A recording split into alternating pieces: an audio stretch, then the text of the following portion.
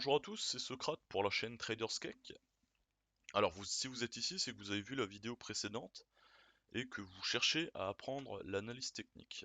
Donc maintenant qu'on a configuré notre compte TradingView, avant de commencer l'analyse technique, il est très important de savoir lire en fait un cours boursier. Et pour ce faire, il est même encore plus important de comprendre comment est fait une bougie afin d'apprendre à les analyser en fait en temps réel. Alors nous sommes ici sur le cours du Bitcoin en dollars avec une échelle de temps en weekly, donc une semaine. Donc ça veut dire quoi? Ça veut dire que ce que le cours nous matérialise ici, en fait, représente des bougies qui chacune elle-même représente en fait une période d'une semaine. Donc on voit par exemple là qu'on passe du 6 juin au 13 juin. Donc on a bien 7 jours entre deux bougies. Alors, vous le savez, on a configuré les couleurs. Donc tout ce qui est bougie verte, en fait, sont des bougies où le prix va avoir une tendance haussière. Tout ce qui est bougie rouge sont des bougies baissières, donc avec le prix qui ouvre plus haut que sa fermeture. Donc je vous explique ça tout de suite. Alors, déjà, on va comprendre comment est constituée une bougie. Alors pour ça, je vous ai fait des jolis petits dessins. Donc en fait, nos bougies sont designées on va dire, matérialisent deux éléments. Donc le premier élément, c'est ce qu'on appelle le corps. Donc c'est l'espèce de rectangle en fait qu'on a sur la partie centrale de la bougie, qu'on appelle le corps ou en anglais le body, et les mèches ou les ombres, qui sont les parties saillantes en fait, hein, qu'on appelle wicks en anglais, qui représentent en fait plutôt de la volatilité, mais je vais revenir plus en détail là-dedans, avec le prochain dessin. Donc, maintenant on sait que on a deux types de bougies. On a la bougie haussière, donc verte, et on a la bougie baissière rouge. Alors à noter qu'en fonction de comment vous avez configuré vos couleurs, elles auront une couleur différente, évidemment. Mais c'est pas ça le point important. Donc si on commence par exemple par la bougie haussière, on a sur le début du corps ce qu'on appelle l'ouverture. Alors l'ouverture c'est, par exemple pour une bougie hebdomadaire, l'ouverture c'est le lundi matin à minuit 01 en fait, hein. Donc l'ouverture va nous indiquer en fait le prix à laquelle la bougie s'est formée. La clôture va nous indiquer à quel prix cette bougie s'est fermée. Donc pour une bougie hebdomadaire toujours, la fermeture va intervenir le dimanche soir à minuit. Donc c'est du lundi minuit au dimanche minuit. Alors ça c'est pour la bougie de semaine. Si c'est une journalière, ça sera minuit chaque jour, etc. Une heure c'est 13h, 14h, etc. Donc le corps va nous indiquer le delta, on va dire, entre l'ouverture et la clôture. Donc dans le cas d'une bougie haussière, l'ouverture va se situer au bas, la clôture au haut.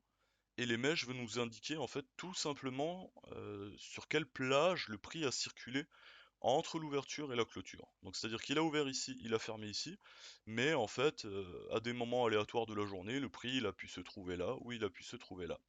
Donc on appelle l'extrémité de la mèche le point haut de la bougie et l'extrémité bas de la mèche le point bas. Alors, on va passer à la bougie baissière, donc le principe est exactement le même, mais à l'inverse, puisque c'est une bougie qui nous a annoncé une baisse, forcément l'ouverture se situe plus haut que la clôture. Donc, ouverture au niveau du haut du corps, clôture au bas du corps. La mèche nous indique encore une fois le point haut de cette bougie et le point bas. C'est-à-dire que le cours entre l'ouverture et la clôture a été se promener en fait sur l'ensemble de cette plage. À noter que plus les mèches sont importantes par rapport à la taille du corps, plus on parle de volatilité et d'indécision en fait des acteurs du marché. Donc si maintenant qu'on a compris cela, on analyse notre graphique et qu'on essaye par exemple d'interpréter la bougie précédente à celle d'actuelle, on sait que le cours a ouvert ici lundi de la semaine dernière en fait à ce niveau-là, qu'elle s'est clôturée ce dimanche, le dernier dimanche ici à ce niveau-là, et qu'entre-temps le prix a été se promener entre ce niveau et ce niveau. Donc voilà ce qu'il en est pour les bougies. Alors je vais tout de même vous montrer quelque chose, parce qu'il est très important de comprendre cela aussi, c'est qu'on peut avoir ce qu'on appelle des gaps. Un gap, c'est quoi? C'est quand il y a tout simplement un espace entre la dernière clôture et la prochaine ouverture. Donc là, on voit par exemple, ça, c'est un gap. Et vu que c'est un gap à la baisse, on appelle ça un gap baissier. Voilà. Alors il faut savoir que dans le monde du trading, les gaps sont joués par certains acteurs, par certains traders, puisqu'on a des statistiques qui donnent en fait des ratios à peu près on dit que à peu près 70 à 80% des gaps sont comblés. Donc voilà pour ce qu'il en est des bougies. Je vous remets ici, comme ça vous avez bien les infos sous les yeux. Et ça c'est vraiment la base en fait, avant même de commencer l'analyse technique, il faut maîtriser ces points-là. Voilà, merci à vous. Pensez à liker et à vous abonner pour suivre le reste de nos vidéos, puisque on n'a pas fini avec l'analyse technique. À bientôt, ciao!